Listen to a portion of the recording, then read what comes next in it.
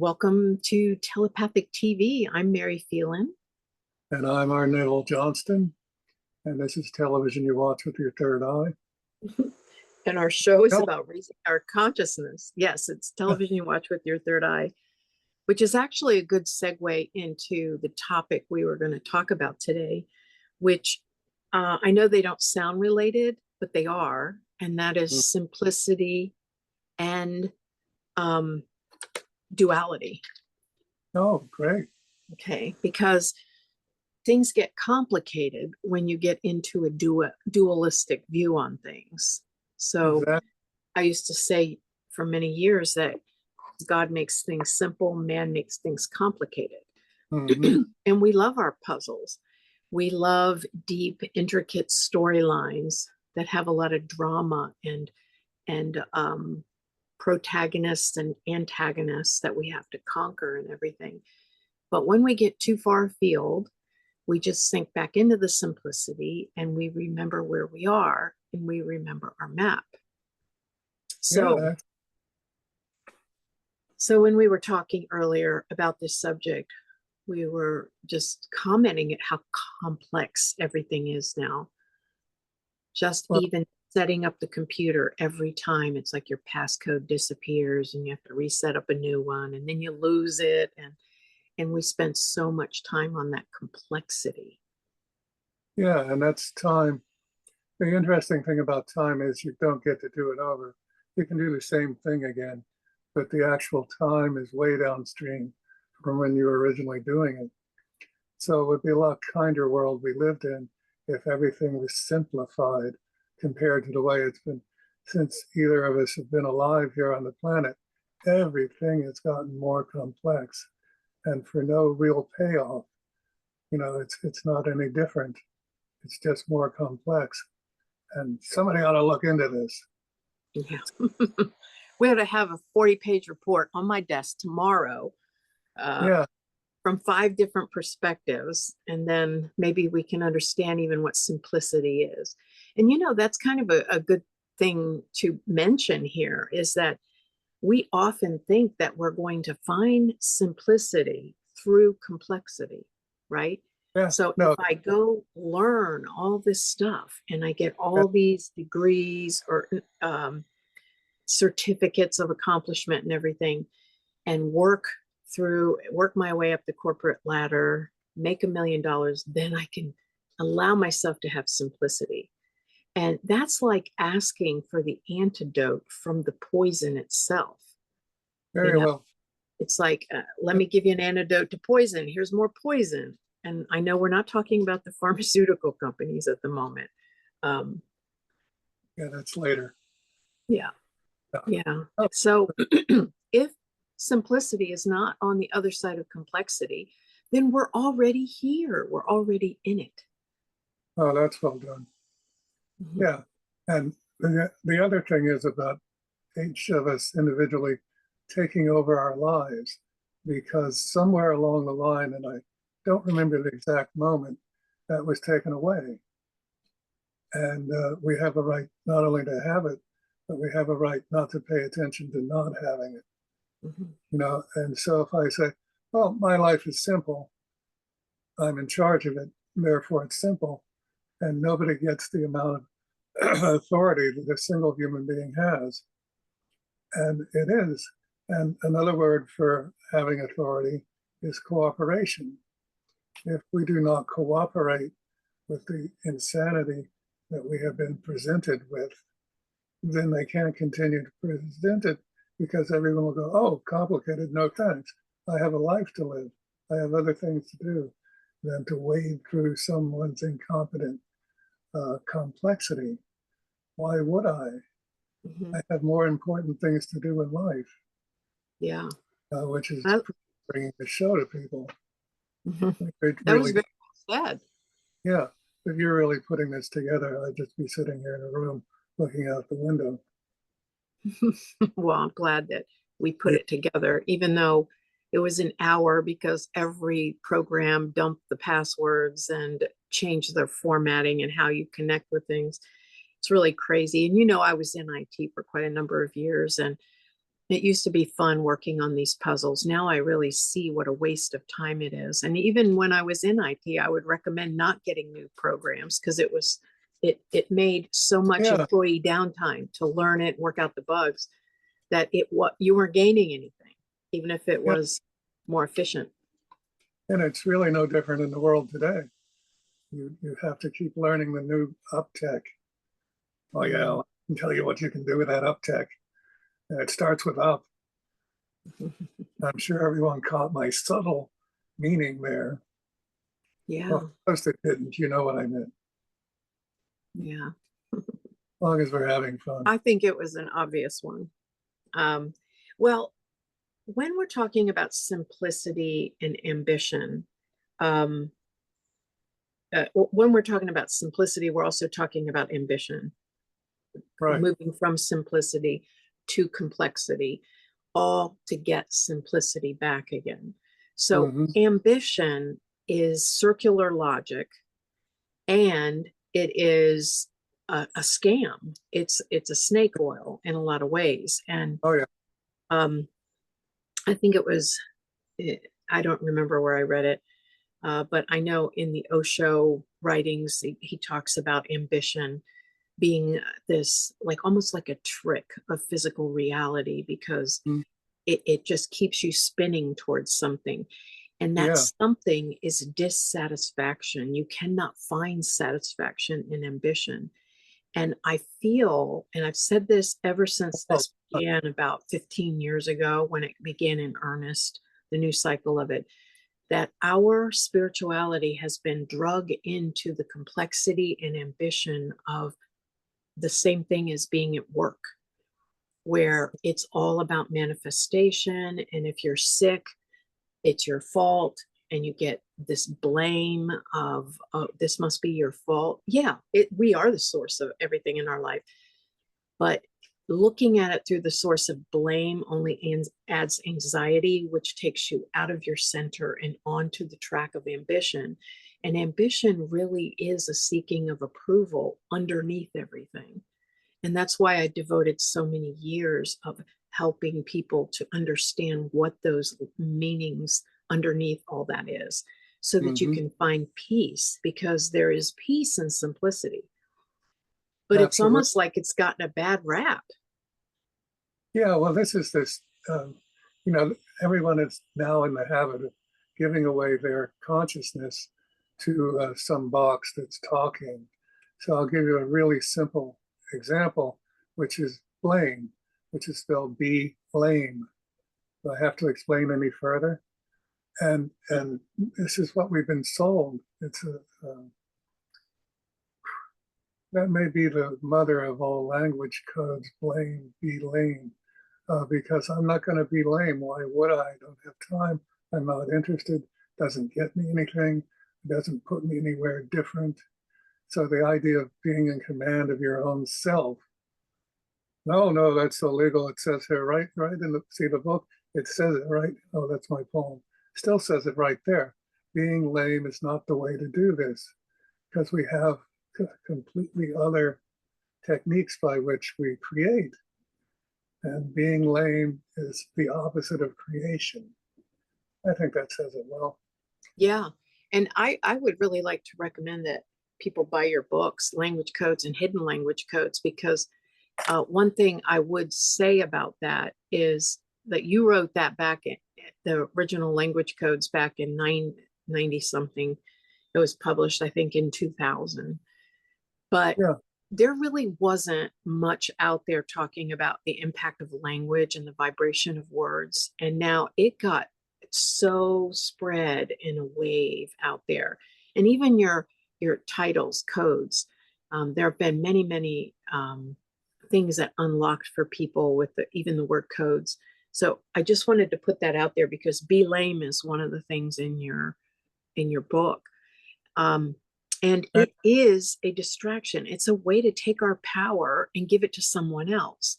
We think that we're claiming our power back and putting the blame on them, but it's really giving your power to somebody else and saying, I am going to be your victim, and therefore you have the power over healing me.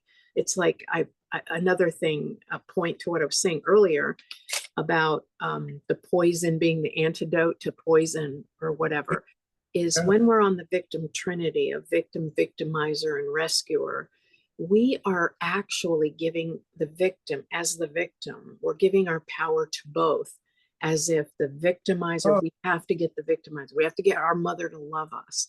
And then we won't be a victim, and then we can have our power. But we don't do that. We don't claim our power back from it. We often have to go through finding a rescuer to help us, but we're just transferring it on there. And that's one of the things we have done for 25 years, is to give the power to the person, not the rescuer and not the victimizer, and not even to victimhood. We're self-compassionate and we love ourselves, and we got to sit with our feelings, but we cannot see the power as out there. And this is one thing about the times we're living in now. It's as a whole world culture, have driven people away from their source more now than I ever remember it being. What do you think about that? Oh, this is a very profound truth. And it's a very subtle game of, remember when the magician used to do this and then you couldn't figure out Shell game? That's exactly what they've done with our power. Your power is in you. If you believe anything else, go right ahead. And we came here today with the idea of waking you up to the idea that 100% of what happens in your life is your idea. If you can't recognize it as your idea, you're not going to recognize anything about anything. And that's exactly what the forces of not so nice have been shoveling into our brains since the beginning. I mean, this went on in the cave. The idea that your power is outside of you is the lie that they teach to us. So we know, go ahead. I just want to insert, because you just said something really brilliant there, that I just want to add something and then get back to it's that's what's really out there now that I think is causing a power loss. It's like your fault. You are to blame. You are the cause of it all. You are the source of your life. That's true, right? But are we accepting the responsibility as a blame, which renders you then incapacitated because you are your own victimizer and you have to be your own rescuer and you are your own victim? You're not off the victim trinity that way. You are actually in it to a point you can't escape it because you're inside of it. It's inside of you. Or are you going to take the responsibility of being the source as a powerful chooser, a decider? Yes. Okay. So let me sum that up. You ready? Thought creates. You got that right. Thought creates. And here it is. Where you place your attention grows. Voila. Now, we live in a society that is nothing other than trying to get you to place your attention where, one, it doesn't belong, and two, it doesn't belong in such a way that it doesn't grow. And that's what we've been taught since earliest early, and even before that. So the idea is I create my life. 100% of everything that happens to me is my idea. Go ahead, play with that, because this is the keys to get out of the mess that we've been taught that we live in. We're not living in a mess. We're not. We're living in whatever we've created. Yes, a lot of us have created a mess. Is that interesting? Well, no, not really. And the out is simply, I am my life. I tell it what to be, where to go, and how to act. And it's never been any different, although they have introduced the idea that it is extremely different. And there's no reason for that to happen. Oh, yeah, the reason is they tell you that. That's not really a reason, is it now? Go ahead, figure it out. We won't wait. So whatever our next point is, and I'm sure it's a very good point, and it's nothing compared to the point on the top of the head. Nonetheless, this is it. This is what you're here to hear. And please, let's take over the world. It's ours. It's not theirs. That's ours and theirs. That's one of the slickest tricks there is in the English language. It's mine. All of it's mine, because I create everything that happens. Yes, I do. Go ahead, say that to your boss. Next time you're given an order you don't feel like acting on, go, well, boss, thanks, but that's not really my idea. It's probably your idea. And, go ahead and fire me, and I won't get another job. I'll open my own company. And that will so frighten your boss that one of his employees, which is another word for mindless drone, and we never did go over that. Employee means mindless drone, and also you give up your entire sovereignty by agreeing you're an employee. You do, not my idea. Yes, well, I think that's a very interesting perspective on things for sure. I would say, yes, everything is our idea, but if it's hurting us, then there's something in the matrix of the decision-making process. Thought creates, where you place your attention grows, but our emotional body informs our subconscious mind. Our subconscious mind then informs our thoughts, and then our thoughts create our reality. And what we think we can do to control this is to control our thoughts. But all we're doing is setting up an adversarial relationship that causes friction and therefore produces duality. And we as a society are in the death throes of duality. And that's why these extremists, like everybody seems, is being made into an extremist, because if you're not this, then you're that. And if you're not that, then you must be this.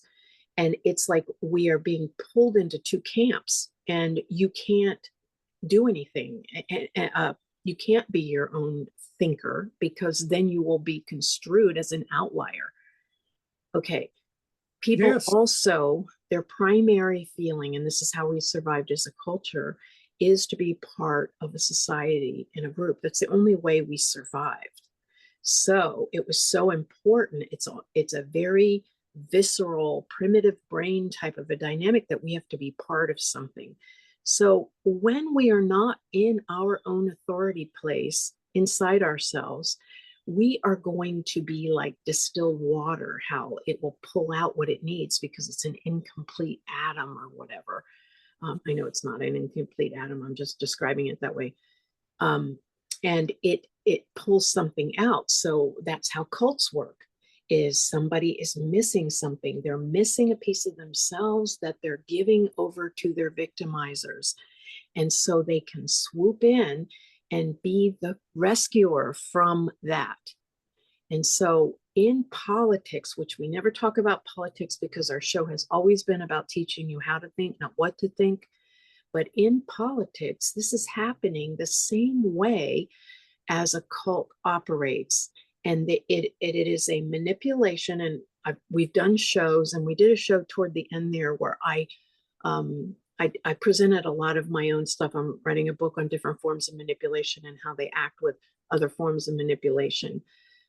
So if you can find that show, which was kind of one of the latter shows, 2017, I believe, it's really worth listening to, because one of the manipulations is, I am going to make you upset. And as a matter of fact, I was saying this in 2015, and it was before a lot of the stuff in the world started happening.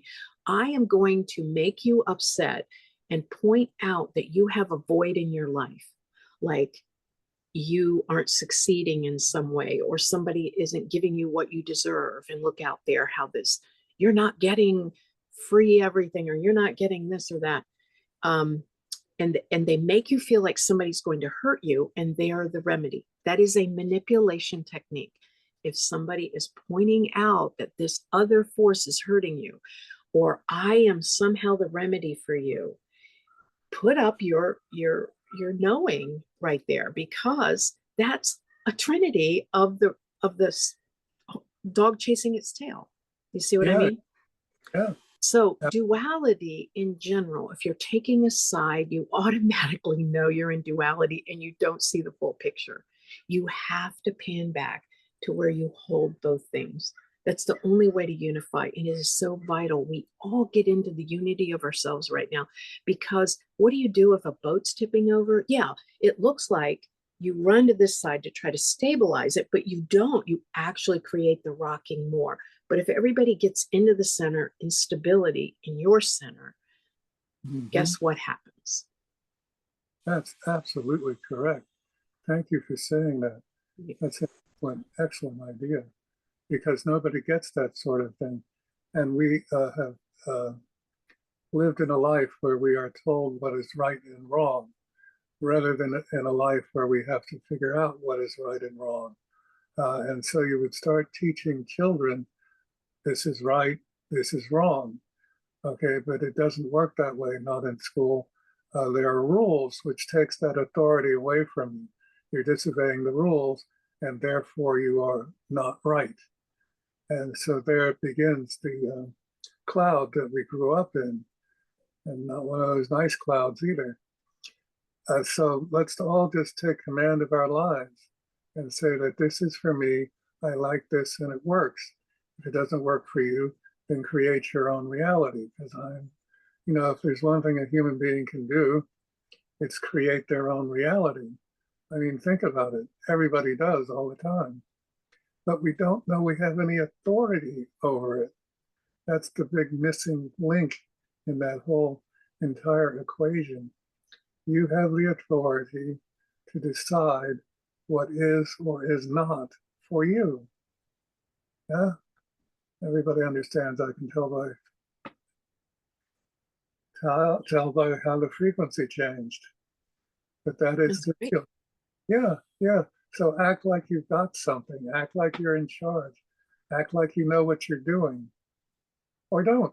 It's your life. Yes, that's very well said.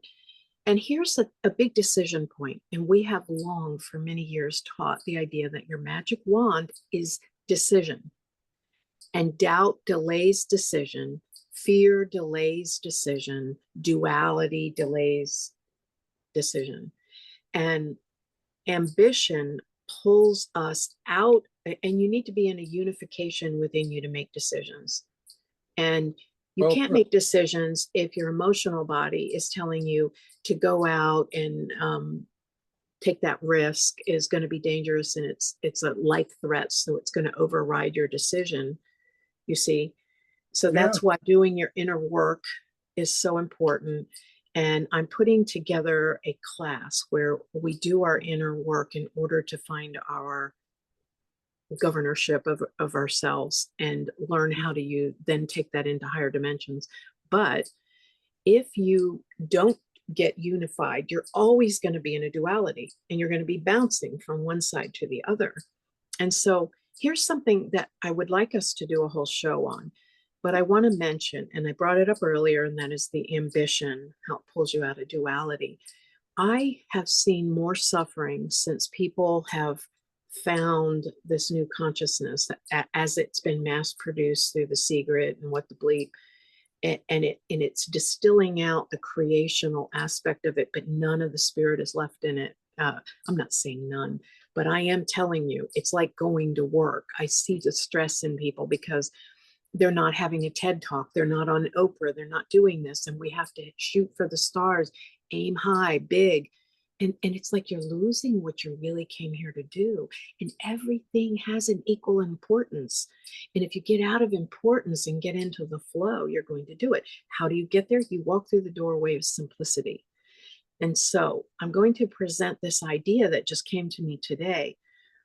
One of the things that makes us all want to leave our corporate jobs and get into spirituality is you want to get out of the routine.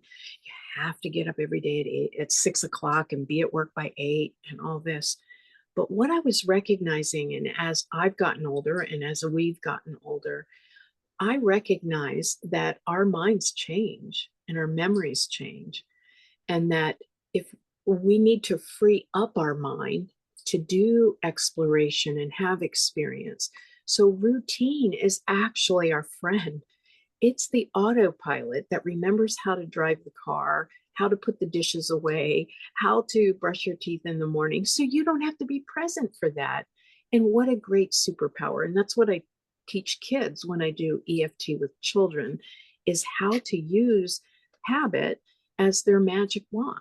And so I would encourage everybody to make friends with routine and start respecting it and putting some things in it, and then finding really what reward is, which is the experience. And we don't have to climb the mountain of external approval in order to get to that goal, that we're already standing here. Yeah, absolutely excellent. That's there, you've arrived. And it's, in my mind, it's always been thought creates, and where you place your attention grows. And as far as I'm concerned, that's the superpower. My thought creates, and where I place it is what grows. So if I place my thoughts upon having effortless joy, then that's what happens. Joy that just generates itself right in front of me, which is a thought in and of itself. But we are all entitled to so many things that are systematically taken away from us in early childhood. And as soon as they can get to somebody's mind, the first thing they do is take its authority. But not us. I am my own authority. I decide what happens in my life, and I am the only thing that decides what happens in my life. And if you present that, go apply for a job and tell the guy interviewing you, you know, I realize that I create my own life, and I'm the only one that does. So if you want to be boss of me, good luck on that. So I'm there already. I was there a long time ago. You're never going to get to the base of it. So, you know your power. You are your power. I could have said know yourself, but you've already been told no. Anyhow, I'm back now. Do we have well, I think that what you're saying is a very good point. Our thoughts do create our reality. Our beliefs create our reality. Our beliefs create our thoughts. And if you don't work on your beliefs by going through your experiences and how they have imprinted on you in some manner, your thoughts are going to be tied up with controlling your thoughts. Oh no, I just had a negative thought. Oh no, I just had a positive thought, you see? Then we give too much power to our thoughts, as if whatever's going to run through there is going to create our reality. So you can see where things are, we can take them to a very complex place. But the bottom line is we just want to purify ourselves, and we purify it through simplicity.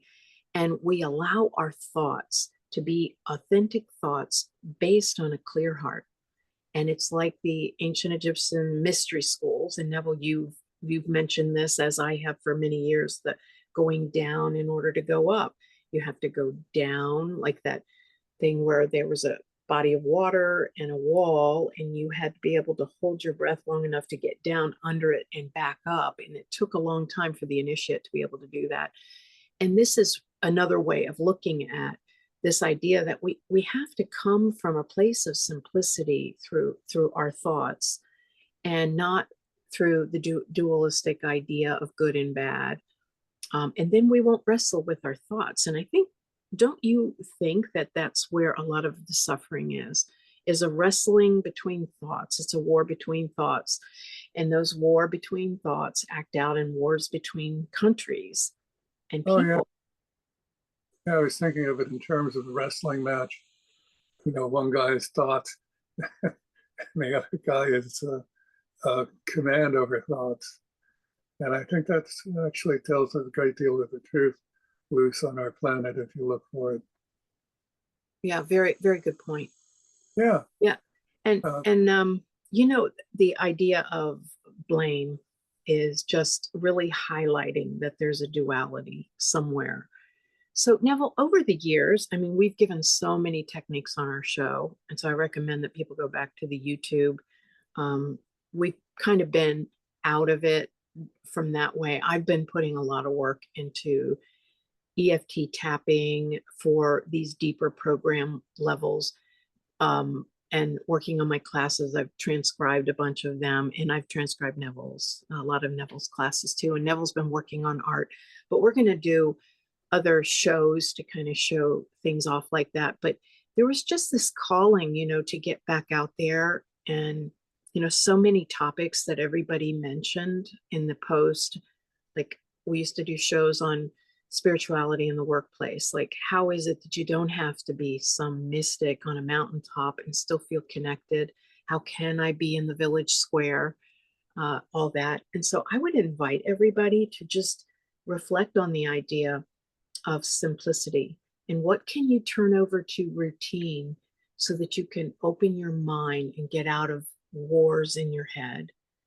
And how can you hold centered space? And Neville, this was something that I thought we could maybe make some suggestions on how people could hold their unity and their space.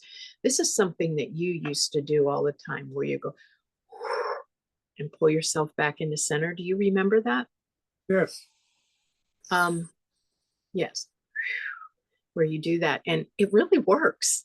And so I'd invite everybody to do that now. Just take a deep breath. Do you want to lead it, Neville? Because you're the one that used to do that. You taught it to all of us. It's very simple. It's all one inhale. During the inhale, you just, and you're one, you're centered, you're the deal, you're what's happening. No, this is it. Let's do that. Okay. So on the count of 3. Oh, okay.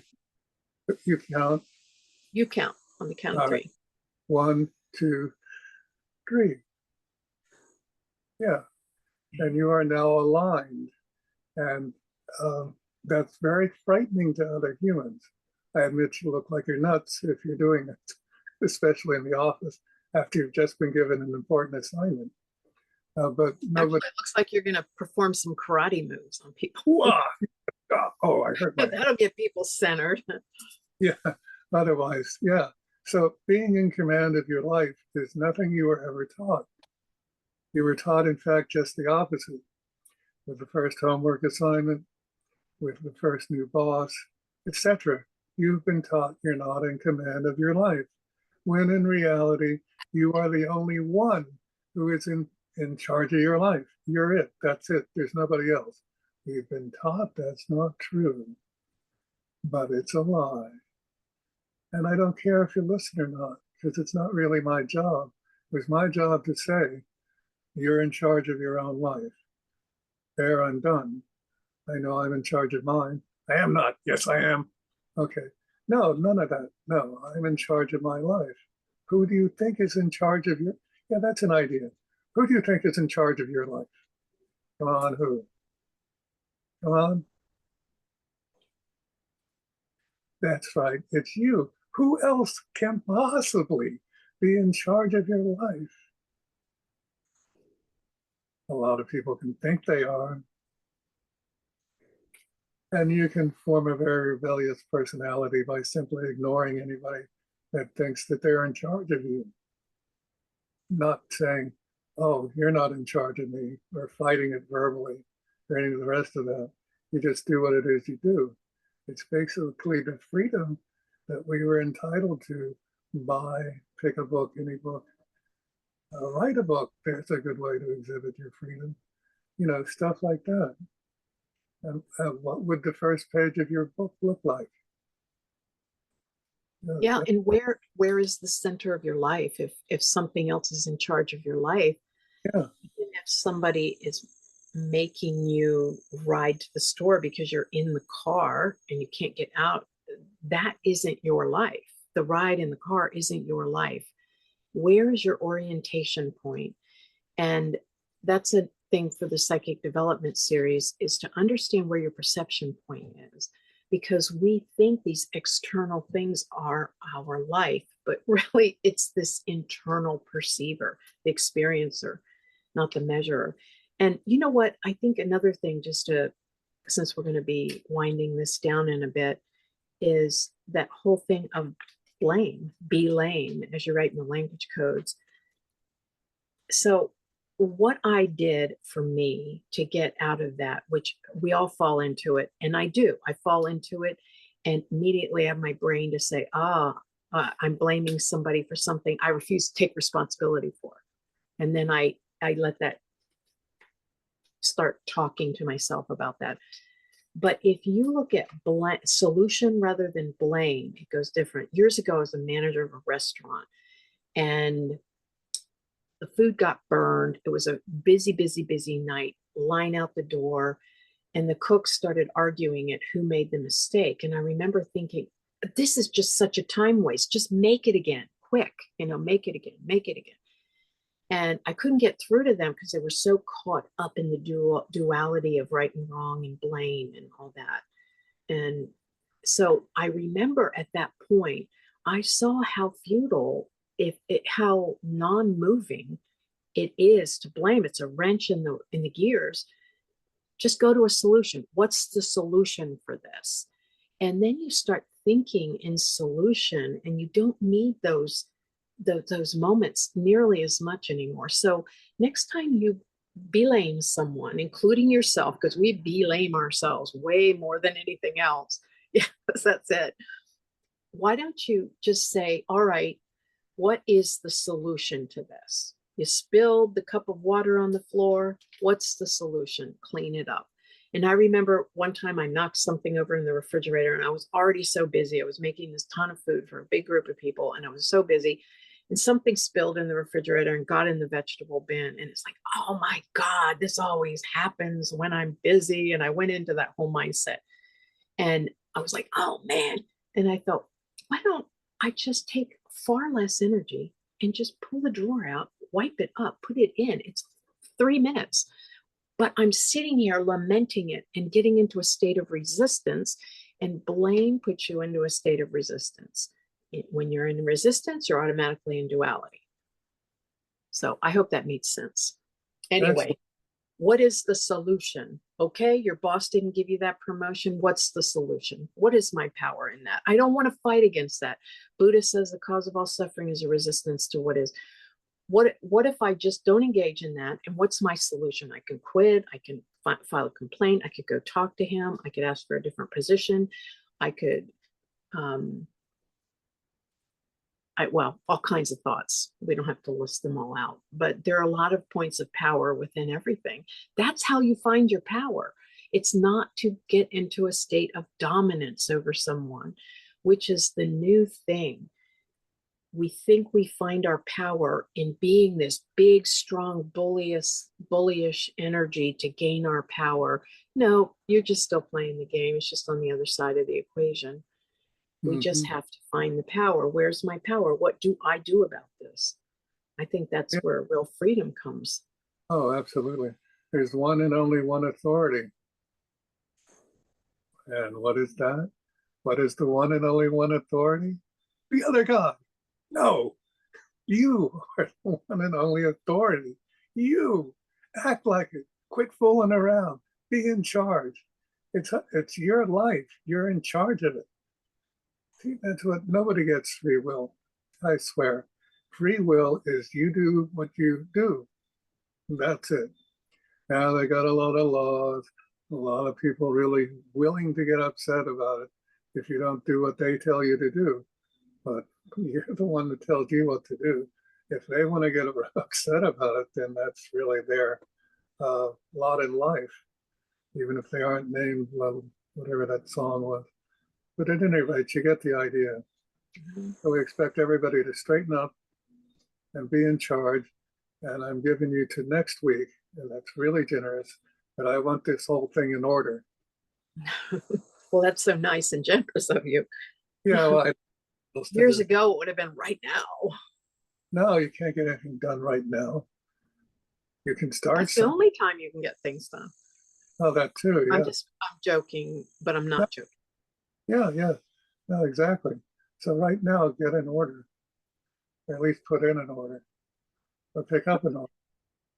So let's think of another thing that we can suggest to people about getting in their center before we end. To me, I think one technique is to put your attention on the base of your spine.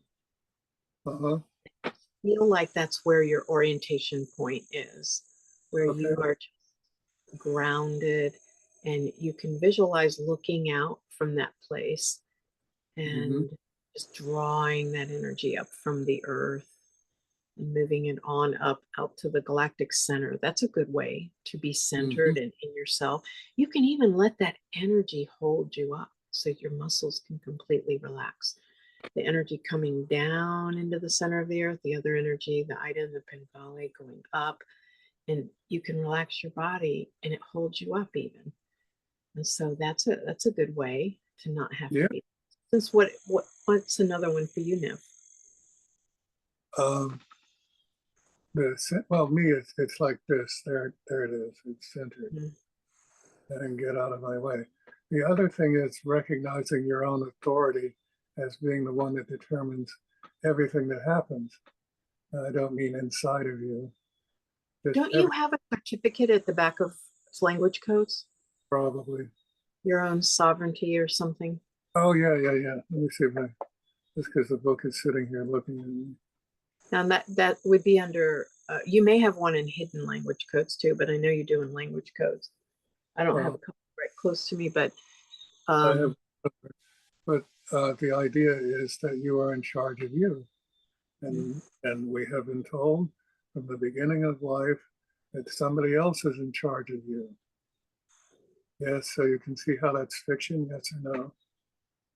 And when you don't enter that place that you're talking about from the duality perspective, then you're not in a stance of or a posture of defense or offense. You are in a posture of radiance, radiant field, which I've talked about for eons, radiant field. And if you are that, then there is no duality, there is no conflict, right? So that's where we all have to be right now.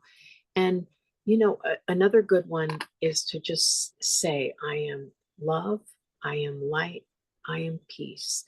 And you can even just say, I am peace over and over. And don't imagine producing love or light or peace and seeing it radiate, but being it. It's such an interesting, like being the light from the sun comes, and the peace, that feeling that comes through the air between each other, and be those things, because whenever you're there, whenever you're orienting yourself inside yourself, you're not outside, you're not in these other places. And so remember, be the solution, be the solution, not the lame. I think that's a good one. That's a very good one. I always like to ball. Go ahead. Oh, no, please. Oh, I always like to ball up my fists and go, I'm peace. You understand me? I'm peace. And they all run away. Want a piece of this piece? Yeah. Once they run away, you're peace. Well, amazing the amount each his own. Yeah. We are the only authority there is, and nobody gets that. Well, somebody does, but I think he was finally took a vacation. But at any rate, that's beautiful. Your life, you're in charge of it. Lead it. That's great. I remember one time we were stuck in traffic, and there was this turnaround that you could go the other way, and I started to go, and it said authorized vehicles only. And I go, oh, it says authorized vehicles only. And he goes, well, authorize your vehicle. You know, it's like, it was funny. It was simple. I also believe that there's another side to that coin. It's not all about us being bulls in china shops. We do have to be part of the we tribe, as well as the me, like the MeWe tribe I used to talk about.